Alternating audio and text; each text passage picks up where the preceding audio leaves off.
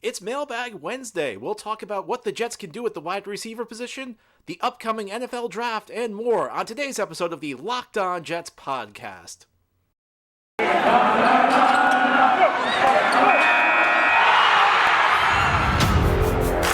You are Locked On Jets, your daily New York Jets podcast. Part of the Locked On Podcast Network, your team every day.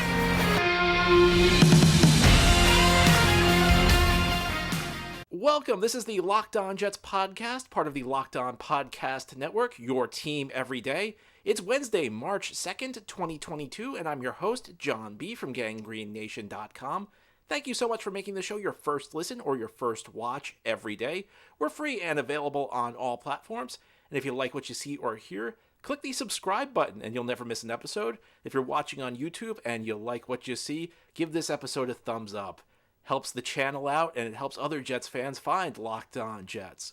Well, today we have our weekly mailbag show. Each Wednesday we try to do a mailbag with listener questions. Let's begin, and our first question is about the NFL draft. No surprise, this week's the Combine. The question is, it's only fitting that for the first time in Jets history we have two top 10 picks, and it comes in a draft that seems to lack any can't-miss superstars. If you were Joe Douglas, what would your best outcome be at 4 and 10? And inverse of that, what will make Jets fans very upset? Well, one thing I've learned through the years is if you watch the NFL draft long enough, you figure out that there's really no such thing as a can't-miss superstar. I think through the years, plenty of guys who were called can't-miss missed. And sometimes these were not guys who ended up being enormous busts, like Jadeveon Clowney in 2014. This guy was supposed to be the next great pass rusher in the NFL. And Jadeveon Clowney turned into a very good player. He actually did make an all-pro team at one point. Excellent run stopper. Above average pass rusher, but not the type of talent who's like the best guy in the league, the way a guy who was picked a few selections later that year, Khalil Mack, was. You go back to 2006, the entire 2005 season in the NFL was viewed as like the competition to get Reggie Bush. It's amazing to think that wasn't that long ago. This was 2005. Teams were viewed as tanking for a running back. Can you imagine that in today's NFL? Teams were like trying to lose, or I don't think anybody was really trying to lose, but the perception was that teams were trying to lose for a running back. That's the kind of talent Reggie Bush was viewed as. And again, he was a good back in the NFL. He had a 1,000-yard season. It's not like he was a total bust, but he wasn't a superstar. He wasn't the type of generational, I hate the word generational. I shouldn't use that because I think it's been used too much in recent years, but he wasn't the type of elite back. He was supposed to be the next LaDainian Tomlinson. He was not that. You go back to 2004, and this one always makes me laugh, but that was the quarterback class of Eli Manning, Ben Roethlisberger, and Phillip Rivers. And I can't tell you at the time how many people said something along the lines of, well, do you really want to take one of these quarterbacks? Quarterback is risky. And all three of those guys probably going to end up in the Hall of Fame. You may dispute Rivers, you may dispute Eli, but I think at the end of the day, all three of them is going to end up in the Hall of Fame. The saying at the time from a lot of people was, well, do you want any of these risky quarterbacks when you got the can't-miss left tackle prospect Robert Gallery, who's going to be just a rock-solid left tackle for the next 10 to 15 years? Again, Robert Gallery actually turned into a decent player when he moved inside the guard, but he ended up not being the safe pick. So there's really no such thing as a can't-miss prospect. You can't know what the future holds. There are some players who are probably less risky than others. If your game is more refined at your position, if you understand technique at your position, your odds are better of avoiding a huge bust than somebody else. And if you are refined at your position and you've got great athleticism, then yeah, your odds of being great are better than somebody else. But we're kind of taking educated guesses. So I don't think that the pessimism around having two top 10 picks in a year like this is necessarily warranted. Just like I don't think that the excitement of a year where there's a perception that there can't miss talent would necessarily be warranted. There are always going to be good players. There are going to be very good players in the draft class. I remember 2013. That was a year where the Jets' biggest need was probably the wide receiver position. And it was viewed as a very weak draft class at the wide receiver position. Tavon Austin was viewed as kind of the consensus top guy. You had Cordero Patterson, who, despite the fact he had just had a very good year with Atlanta, pretty big disappointment for a first-round pick if you look at the entirety of his career. And I know somebody's going to say, well, he had a good year. Well, this was a good year, but for where he was drafted, it was a disappointment. That said, that was a draft class that included DeAndre Hopkins, and it included Keenan Allen. So if you know what you're doing, you're going to be able to hit on picks. Unfortunately, the Jets did not know what they were doing that year. So hopefully we're going to do a little bit better this year. So don't get too upset because the perceptions that the draft class isn't that talented. Because even in 13, a year where it really was not a great draft class, there still was a lot of talent. And the Jets really did not get much of it aside from Sheldon Richardson. But hopefully they'll do better this year. So, what's the best case scenario? Well, for me, the best case scenario is probably some team falling in love with one of these quarterbacks, which is a lot to ask because I'm, again, going to reference the 2013 draft class. That was a horrible draft class. I mean, of the quarterbacks that year, Mike Glennon was probably the best. It's unbelievable how bad that class was at the quarterback position. This is evoking memories of that year, but who knows? Maybe somebody falls in love with the quarterback. And the best case scenario is the Jets being able to trade back from 4 because, and I got to tell you this, like I've looked at the recent history, teams really, really, really overpay to get into the top 5. You almost always come out ahead if you trade down from the top 5 because it's not because there's something about being in the top. It's not necessarily a case where you're just guaranteed. It's just like top 5 is something you want to get out of. It's that teams overpay a lot to get into the top 5, and you almost always come out ahead trading down from the top 5. But even if you trade down from 10, and there's a big rumor the Steelers may want Malik Willis out of Liberty, and they're sitting at 20. If you look at recent history, moving up from 20 to 10 for a quarterback usually means you get a future first round pick. So if the Jets were able to move down from 10 to 20, they'd still have 2 first round picks this year. Then they'd have 2 first round picks again next year. And again, recent history, last year was probably the best example. The Bears moved up from 20 to 11. The Giants got a future first round pick. You go back to 2017. The Chiefs and Texans were a little bit further down, but they both gave up first round picks to move up for quarterbacks, Patrick Mahomes and Deshaun Watson, respectively. So if you're looking at building this team, I mean, I think that would be the best case scenario. But listen, there's always a scenario where somebody you're not expecting to falls. So let's say Kayvon Thibodeau falls to 4 and Kyle Hamilton falls to 10. And I know people are not going to love the idea of a safety at 10. People really hate the idea of a safety at 4. And some of those folks will still object at 10. But if you have guys who fall, that could be good. But what's the worst case scenario? Well, I mean, I think anybody who's drafted high, you can't be too pessimistic about it unless the Jets do something ridiculous like, draft a fullback, which won't happen. My dad was always worried. Every single year I talk to my dad, he goes, they're going to do something ridiculous like draft a fullback. And I always say, Dad, like, Jets may be dumb. They're not that dumb. So unless you do something really ridiculous, any prospect you draft in the top 10's got ability. They're going to have a chance to become a very good player for you, even if it's kind of unconventional, even if it kind of goes against what the mocks are. There should be optimism after draft day. If you ever listen to one of my post-draft podcasts, I always try and have optimism because anybody who's drafted it, there's something there that makes them potentially a good player. So I don't know that there is necessarily a worst case scenario for me. Every single player has strengths and has weaknesses. So you just hope that the strengths outweigh the weaknesses. You hope you have a team in place that can develop talent, and we'll see what happens from there. Next question. In your lifetime, who was the one player you wanted to draft in the first round who the Jets got? How did that turn out? And who was the one player in the first round you wanted and the Jets did not get? Did the player perform better on his other team versus the player the Jets selected? Well, there's been more in my lifetime. I'm going to try and keep it like outside the top 5, top 10 because, there are plenty of examples. I mean, I really wanted the Jets to get Sam Darnold, and hate to tell you that one did not work out very well. Back in 2006, Reggie Bush, Matt Leinart, the 2 USC stars I really wanted. Jets did not have a chance to draft Reggie Bush. They did have a chance to draft Matt Leinart. They passed on him for DeBrickashaw Ferguson. I was upset at the time. That one worked out pretty well. I think I was wrong on that one.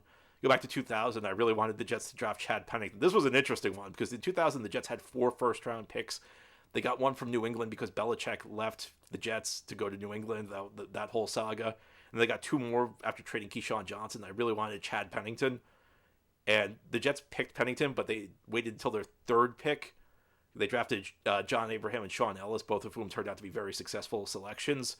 But I remember, After the first pick, I'm like, okay, well, we can still get Pennington with the second pick. And then they pass on Pennington again. And I'm like, well, there's no way he's going to last to the third pick. And then he did. And unfortunately, injuries kind of derailed his career. I think Pennington could have been really good.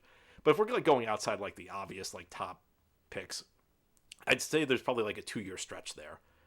2004, I really wanted Jonathan Vilma out of Miami, the linebacker, and the Jets got him. And I was so happy. And Vilma was an excellent player for the Jets. And this is one I put on Eric Mangini. Honestly, I think that there are large sections of the fan base where Eric Mangini is still revered to these days. People think he did not get a fair, and I disagree with it. Jonathan Vilma is a perfect example. 2 years into his career, Jonathan Vilma looked like he was going to be a great linebacker. Mangini comes in. He installs a 3-4 defense. The Jets really did not have the personnel to run it. Vilma struggled. He ends up getting traded. The Jets probably got like 30 cents on the dollar after the 2007 season. They trade him to New Orleans. And they, like even in the 3-4 defense, I think Vilma could have made it work if you had the right pieces around him, because that was the year they traded him.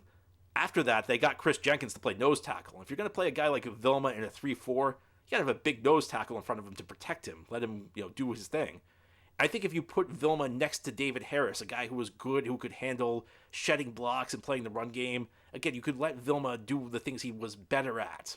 I don't think the Jets put Vilma in a position to succeed, even in the 3-4 defense. And he got traded to New Orleans. The Jets got very little in return. And Vilma goes to New Orleans and wins a Super Bowl. And in that Super Bowl, he played a key role. He was kind of matched up with Peyton Manning. And as Manning was changing plays, Vilma was changing plays. And he kind of outfoxed Peyton Manning. So a happy beginning and a very sad ending to that one. And then the next year in 2005, a guy I really wanted, Jets kind of had a hole at tight end because Anthony Becht had left in free agency. I really wanted Heath Miller out of Virginia. And I'm going to try and stay calm for this one, because this one annoys me to no end. The Jets did not draft Heath Miller. Pittsburgh drafted Heath Miller. Now, was Heath Miller ever the best tight end in the NFL? No. But he was a guy who was very solid. Pittsburgh never had to worry about tight end again until Heath Miller retired. He's just a really solid guy, did his job effectively. And the Jets, through that era where Heath Miller was in the NFL, they had lots of issues at the tight end position. They could have addressed it in 2005. What they did was they traded for Doug Jolly. They took their first-round pick and they traded it to Oakland for Doug Jolly. Doug Jolly lasted 1 year. Doug Jolly did next to nothing. He was a tight end. But people forget, they didn't just trade a straight first-round pick for Doug Jolly. They got Oakland's second in return. And that was the pick they used to take Mike Nugent, a kicker. And Nugent was supposed to be like the next great kicker in the NFL. He was supposed to be kind of like Justin Tucker is today. And in all honesty, like, if he was Justin Tucker, I actually, like, and this is going to be, like, controversial because a lot of people think you can never pick a kicker high. If he's Justin Tucker, I actually think that, like, you could plausibly argue that was, like, a pick that could justify a second rounder. Unfortunately, he was not, though. He was a good kicker, and that's the thing is, like, Nugent was a pretty good kicker. He just wasn't as good as the Jets were hoping for, and this was, like, classic Jets because they had lost that playoff game in Pittsburgh because Doug Bryan missed 2 field goals at the end of regulation, and they overreacted and they drafted a kicker in the second round who, again, if he was as good as advertised, maybe it would have been worth it, but he just wasn't, and even though he was a pretty good kicker. So we lost Heath Miller to get Doug Jolly and Mike Nugent. That one bothers me, even though, again, Heath Miller was never like the best tight end in the NFL, but he would have stabilized a position where the Jets had issues forever. So that one annoys me to no end. Now, ahead here on the Locked On Jets podcast, we'll continue our mailbag show. Are there potential issues with the Jets as they look to address the wide receiver position? We'll talk about that ahead here on this mailbag edition of Locked On Jets. There's plenty to talk about in the NFL this week. We've got the Combine, free agency is ahead.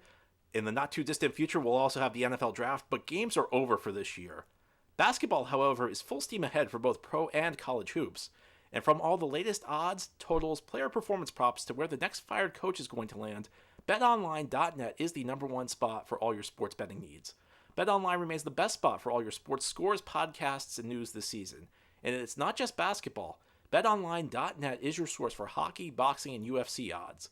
Head to the website today or use your mobile device to learn more about the trends in action. BetOnline, where the game starts. Thank you for making Locked On Jets your first listen or your first watch every day. We're free and available on all platforms. If you like what you see or hear, click the subscribe button. And if you enjoy this channel on YouTube, give this episode a thumbs up. Helps the channel out, helps other Jets fans find Locked On Jets. We continue with our Wednesday mailbag show. Our next question, John, I think we all want to see the Jets add a big-time pass catcher this offseason. However, with Zach Wilson being a second-year quarterback with a very up-and-down first season, do you think we will have trouble landing top-tier receivers? It's an interesting question, I think, with a nuanced answer. Now, if you take somebody in the draft who you think is going to be a big-time receiver, obviously, obviously concerns about Zach Wilson are not going to be an issue. If you're talking free agency, it's not clear because everybody has different priorities. For example, most free agents who hit the open market, their number one priority is just to make as much money as possible. So somebody like that, if the Jets bid highest, they'll have a pretty good chance of landing him. The number two priority tends to be to go to a good organization. That's an area where the Jets may struggle, and it's not really so much about Zach Wilson as it is the perception in the league that the Jets are just not a team people want to go to. It's something they have to fight. It's not something that's going to change until they start winning. And you've seen through the years, the Jets have kind of been the team that free agents haven't taken seriously. I mean, the Jets have had to drastically overpay guys who were viewed as marquee guys like Trumaine Johnson and C.J. Mosley to get to land them. And other guys have just kind of used the Jets as kind of as a team out there that helps them get a bigger offer from another team. They say, well, we got this offer from the Jets. Can you up your bid to another team? So those guys don't really take the Jets seriously. But, you never know what somebody thinks. Back when the Jets signed Eric Decker in 2014, he said that Geno Smith was a big part of why he signed, that he really believed in Geno Smith.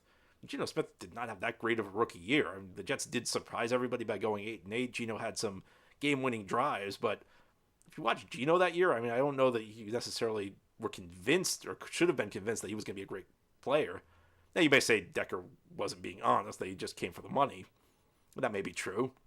But that shows you that sometimes money would be the driving force. So I think it could be an impact. And it's not so much Zach Wilson as it is just the general perception of the Jets organization.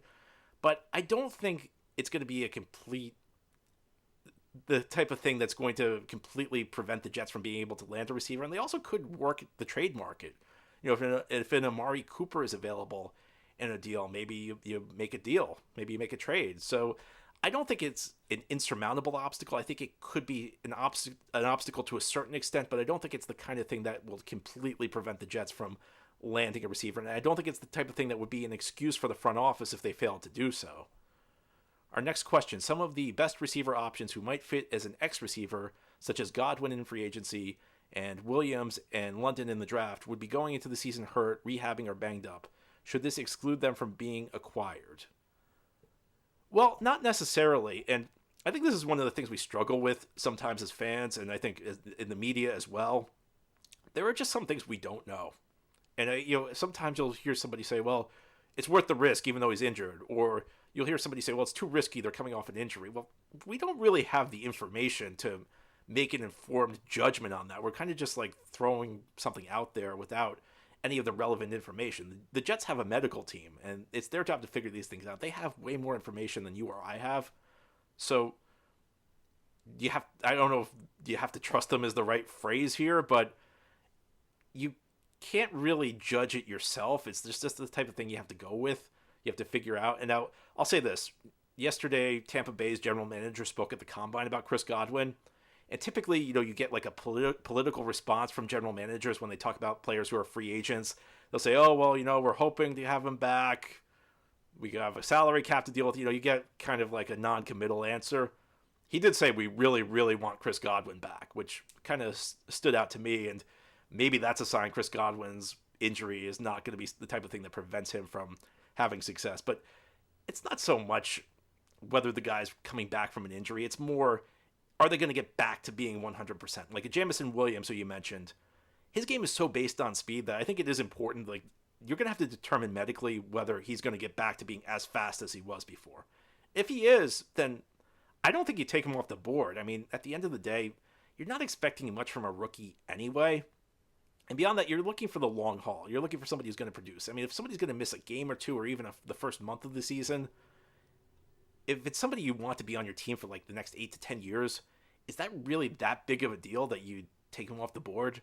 So I don't think it should be a deal breaker, but ultimately these decisions are going to have to be made by the medical team, and it's just not something like you or I are going to have the information. It's not something anybody in the press is really going to have the information on. It's really not a question of whether they're returning from an injury. It's a question of will they recover, and again, the medical team is the one that really can determine that.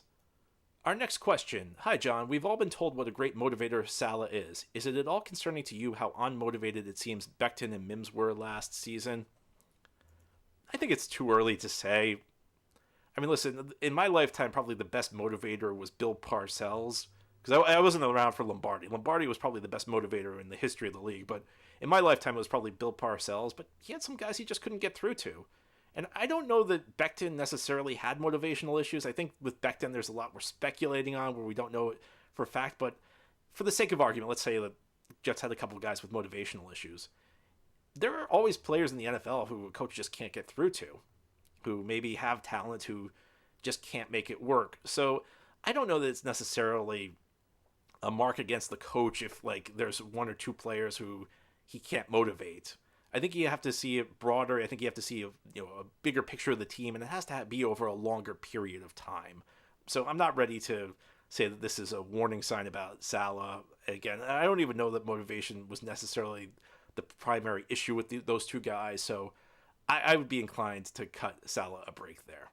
Now, ahead here on the Locked On Jets podcast, we'll talk about one of the most complicated, confusing aspects of the draft. I'll do my best to explain it and put it into simple terms. That's ahead here on this Wednesday mailbag edition of Locked On Jets.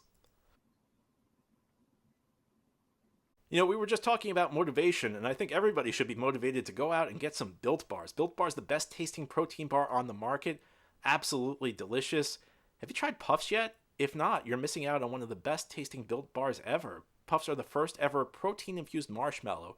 They're fluffy, they're marshmallowy. They're not just a protein bar. They're a treat, and they're covered in 100% real chocolate, just like all other Built Bars. And there are so many delicious flavors. You got mint brownie, coconut almond, and new for this month is white chocolate cookies and cream. They're all delicious, and new flavors are coming out all the time. If they think a flavor might be good, they'll make it. It will be delicious, and it will be good for you. Most Built Bars contain 130 calories, 4 grams of sugar, 4 net carbs, and 17 grams of protein. Compare that to a candy bar, which usually has around 240 calories, 30 grams of sugar, and dozens of net carbs. So go to Built.com to check out all the options. Again, that's Built.com, Built.com, for more information on delicious Built Bars. This is the Locked On Jets podcast on this Mailbag Wednesday. We continue. Our next question, can you explain exactly how compensatory picks work? If Berrios was to sign for somebody somewhere else for, say, $9 million, what sort of compensatory pick would the Jets be looking to get back? Yeah, compensatory picks are one of the most confusing, convoluted aspects of the offseason, and the great website Over the Cap actually kind of reverse engineered this a couple of years ago, and they figured out how the league gives out compensatory picks. Essentially, the way it works is there are 32 compensatory picks for free agency, and the league has added more compensatory picks for other reasons, but if we're talking free agency, each year there are 32 compensatory picks, and they go to essentially, there are maybe a few other factors here, but more or less they go to the teams that lost the 32 highest paid players in free agency. So it depends what round you get, third, fourth, fifth, depends on how much money the guy you lost makes. So the team that loses the most expensive free agent gets a third round pick, and the second most gets a third round pick. And then, you have fourth round picks, you have fifth round picks, and so on. There's a catch though. So let's just say for the sake of argument, this is not going to happen. But let's say that the Jets lose Braxton Berrios, and Braxton Berrios is the highest paid player in free agency this year. The Jets would be in line to get a third round pick, but there's a catch. If you sign a player from another team, that cancels out the player you lose. So if the Jets go out and sign a player, even if they lose Berrios, that cancels out losing Berrios. So the Jets would not be entitled to a compensatory pick. The Jets would have to lose a second player in order to get a compensatory pick. Because you have to, essentially what it is, every player you sign cancels out one player you lose. So you have to lose more than you sign. So that's one of the reasons that this is kind of a controversial aspect of the NFL, because generally speaking, the league's rules are supposed to be built to help bad teams get good. And this is one of those things that kind of helps good teams, because good teams are the ones who lose more players than they sign. And for these reasons, I think it's unlikely the Jets would get a compensatory pick for Berrios because Jets have to add players in free agency. They're not good enough to just sit around and collect compensatory picks. I mean, listen, I really value draft picks, but you're going to tell me you're not going to sign anybody just to get like a mid-round pick? That doesn't seem like such a great move for a team in the Jets position. Whereas teams like, probably the best team working the compensatory pick system through the years has been Baltimore, because they always have so much talent. They lose guys and they essentially build their offseason strategy around adding compensatory picks. So it's one of the reasons Baltimore is such a well-run organization. And hopefully the Jets will get there someday where they'll have so much talent that they'll lose it and they'll be able to add compensatory picks. And there are a few other catches. I mean, it's a very brief overview. A player has to complete his contract to be considered part of the compensatory pick formula. So if somebody's like a cap cut, they don't factor in. Losing that guy signing with another team doesn't add a compensatory pick for you. And signing a player who was cut from another team, that doesn't cancel out any player you lose. So players have to have completed their contract in order to factor into compensatory picks. So all that's like a very brief overview. Hopefully that makes the system make a little bit more sense to you. Our last question. John Schmidt, Joe Fields, Jim Sweeney, Kevin Mawai, Nick Mangold. One of our few successful position groups in history is center. I really think we need to take a player like Tyler Linderbaum with one of our first round picks. Our success on the line starts with good center play. Would you take Linderbaum where we're picking, or if you think he may drop, would you trade down? Yeah, I like Linderbaum. I think he definitely an option if you trade down. Is top 10 too high for a center? If you look at NFL history, it probably is. Would it be my first pick? I don't know. But the way I like to look at this is there are lots of people who say something like, well, even if you have a center who is great, it's not worth picking him in the top 10. And I always like to kind of test this out. So let's take the best center in the NFL. Let's say it's Jason Kelce, because he was the first team All-Pro for the AP this year. Let's go back to Jason Kelce's draft class. If you took Jason Kelce in the top 10, would that be a bad pick? I don't think so. So I think obviously there's some point where drafting a center in the top 10 is defensible. If a guy was the 8th best center in the NFL, could you justify taking him in the top 10? Probably not. But there's somewhere where taking a center, if a center is good enough, I think you could justify it. Now, if you we're talking long snapper, even if you have the best long snapper in the NFL, if you took him in the top 10, would you be able to justify it? No. Took a fullback in the top 10, would you be able to justify it? Even the best guy? No. If you took a punter, could you justify taking him in the top 10 even if he's the best in the NFL? No. So I think center's a little bit different. I think center, you could justify taking the best guy in the NFL if that's how you have him graded in the top 10. But again, it's one of those positions. If you took the 8th best center in the NFL in the top 10, I think it would be tough to justify. Whereas, say edge rusher, if you took the 8th best edge rusher in the top 10, very easy to justify. So I think the threshold for success is higher. And I do think that there's an argument that maybe center has become a little less important in today's NFL. The NFL of 15, 20 years ago, lots of teams were building their defense a 3-4 defense where you were getting this big space-eating nose tackle who lined up directly over the center, and you had to have somebody who could anchor, somebody who could control the point of attack. I think that those defenses aren't really as prevalent in today's NFL. Centers are more helping the guards out. They're more part of double teams. So, from that standpoint, maybe center's a little less important. I think, obviously, it's not the biggest need the Jets have. Connor McGovern's playing very well, even though he's entering the final year of his contract. So, from that standpoint, if you're focused specifically on need, you may question that. And, McGovern could move to guard, but then you'd kind of have two guys. I think Linderbaum and McGovern are both kind of undersized to play guard. So, you move one there, and you have those two guys next to each other, two guys who are a little undersized next to each other. You may have some issues on the interior. But if you're thinking long-term, and I think the draft, as much as anything, you have to focus on long-term. You have to focus on finding guys who could be on your team for 10 years. I think it's defensible. I don't know it's the direction I would necessarily go in, but I don't agree with the people who say you couldn't possibly defend it. I think that there is an argument to be made if the Jets decided to go in that direction. So I guess I kind of fall in the middle ground there. Anyway, that's all for our show today. Thank you for listening, and thank you for watching if you're checking out this channel on YouTube.